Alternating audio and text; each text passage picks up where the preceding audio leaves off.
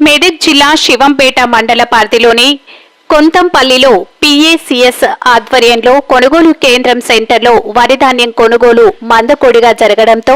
అకాల వర్షానికి వరి ధాన్యం రానిపోవడంతో రైతులు ఇబ్బందులు ఎదుర్కోవాల్సి వస్తుందని శివంపేట పిఏసిఎస్ చైర్మన్ వెంకటరామిరెడ్డి కొంతంపల్లి కొనుగోలు కేంద్రానికి విచ్చేసి సమస్యను తెలుసుకుని ఇతర కొనుగోలు కేంద్రాల నుంచి లేబర్ని సర్దుబాటు చేసి ధాన్యం ఎలా ఉన్నా రైతును ఇబ్బంది పెట్టకుండా కొనుగోలు చేయాలని దగ్గరుండి వరి ధాన్యాన్ని లారీలకు ట్రాక్టర్లకు లోడ్ చేయిస్తూ రైస్ మిల్లర్లకు పంపియడం జరుగుతుంది। ఈ కార్యక్రమంలో ఆయా గ్రామాల రైతులు డైరెక్టర్లు పాల్గొన్నారు।